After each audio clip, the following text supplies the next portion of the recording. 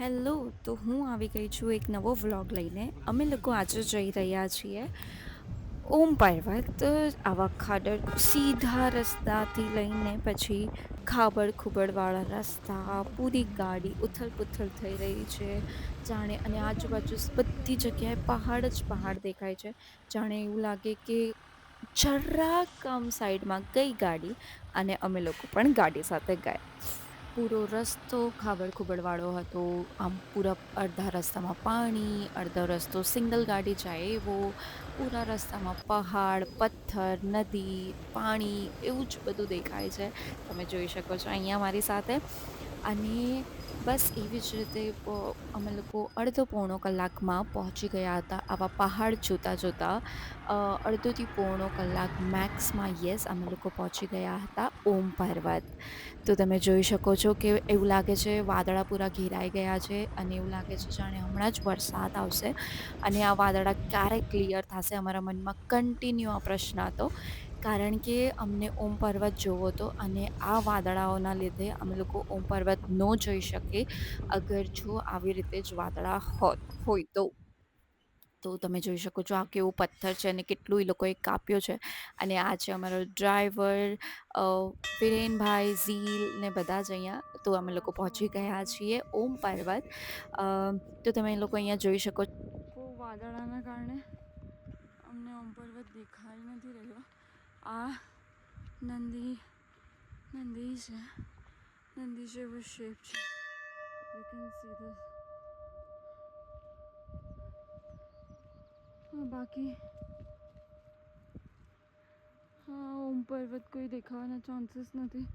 વાદળા બહુ છે અને અમે લોકો થોડા લેટ થઈ ગયા કારણ કે અમને નીકળતા ને થોડું લેટ થઈ ગયું. એના કારણે અમે લોકો ઓમ પર્વત ના જોઈ શક્યા. બહુ વાદળા છે. લેટ્સ સી, હવે અહીંયા થોડો વેઇટ કરીએ અને દેખાય તો, કેમ કે જોઈ શકો છો તમે પાછળ વાદળ ઘણા બધા છે. તો વાદળના કારણે અમે જોઈ નથી શકતા. તો કારણ કે અમને નીકળવામાં લેટ થઈ ગયો. અમે લોકો ઓલમોસ્ટ 6-6:30 નીકળ્યા હતા સ્ટેથી. જો કે અહીંયા 5 વાગે નીકળી જવું પડે સવારમાં, કારણ કે વેધર એવું થઈ જાય છે એના કારણે.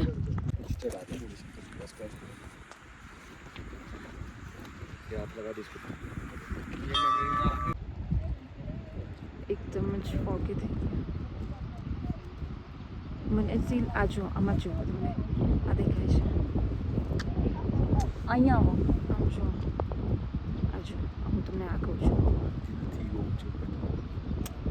બટ શેપ કોના જેવો લાગે છે? તમે વિડીયોમાં જોઈ શકો છો કે કેટલી ધુમ્મસ થઈ ગઈ છે, કેટલા વાદળા ઘેરાઈ ગયા છે. અમે લોકો નથી જોઈ શકતા. હવે અમારી પાસે બે જ ઓપ્શન હતો, કાં તો અહીંથી નીકળી જાઓ કાં પછી રાહ જોવી વાદળા ક્લિયર થવાની. અને અમે વાદળા ક્લિયર થવાની રાહ જોવાનું ડિસાઈડ કર્યું અને પછી ઓમનું ચેક કરવા લાગ્યા.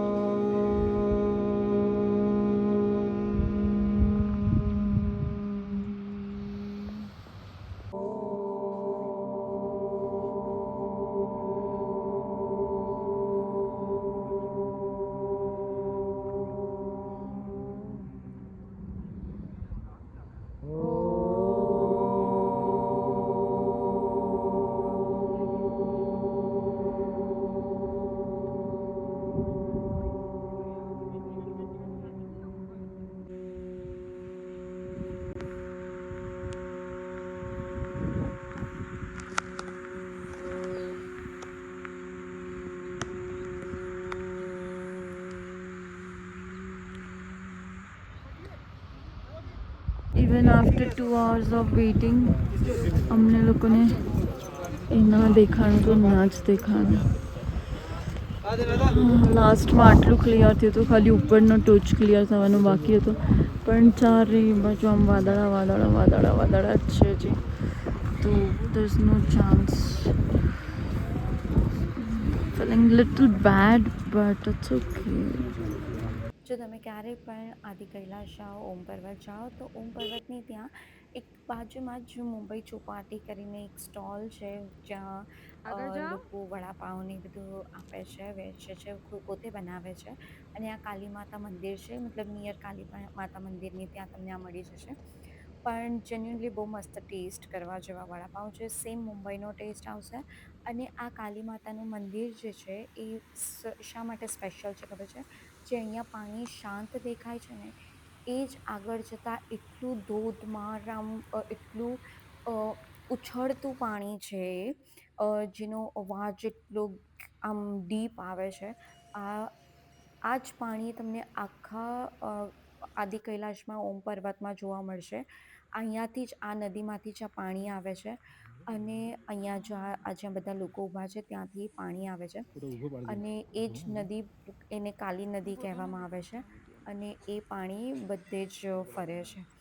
બટ ટ્રસ્ટ મી અહીંયા જેટલું શાંત આ છે એ આ પાણી આગળ અહીંયાથી જ જઈને પાણી આવે છે એટલો કે જ અવાજ કરે છે એ પાણી.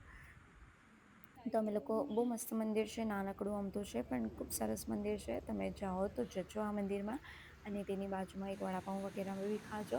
અને આ પાણી અહીંયા ગરમ પાણી છે. આટલા જ નાના પાટમાં ગરમ પાણી આવે છે અને અહીંયા એક નાનકડી શિવલિંગ છે જ્યાં ઝીલ નીચે ઉતરીને પાણી ચડાવવા ગયા હતા શિવલિંગ પર. આ કાલી નદીમાં આજે આ નાનકડું સર્કલ દેખાય છે ને ત્યાં એક ગરમ પાણી હોય છે. તો યસ, તમે ખાલી આ નદીનો અવાજ સાંભળો. એટલું સુંદર લાગે છે. મતલબ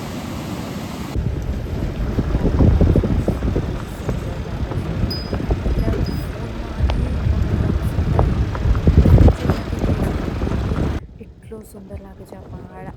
આ પહાડની આજુબાજુ જો કેવા વાદળા ઘેરાણા છે અને બરફ. વાવ!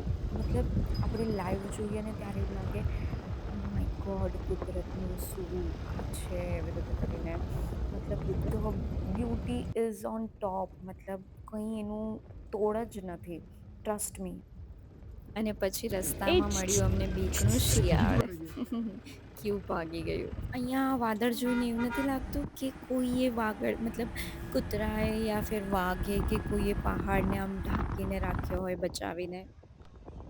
ટ્રસ્ટ મી આ પહાડોને જોઈને, ગ્રીનરી જોઈને અને અલગ અલગ રૂપ રંગ જોઈને એવું લાગતું હતું કે ઘરે જ પાછું નથી જવું કારણ કે એટલી અનહદ બ્યુટી હતી કે એનો કોઈ તોડ જ નથી અને એને જોઈ જોઈને આમ એમ લાગે કે અહીંયા જ રહી આ બધું જોતા જ રહી. અને મતલબ વાદળા, પહાડ, ઝાડ, ગ્રીન શેડ્સ અલગ અલગ ઝાડના પણ અને મતલબ વાવ!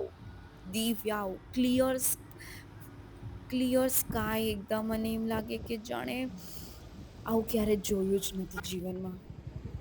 અને પછી એન્ડમાં અમારા ડ્રાઈવર સોગલાને અમે બાય કહ્યું અને પછી અમે લોકો નીકળ્યા ધારચુલા માટે.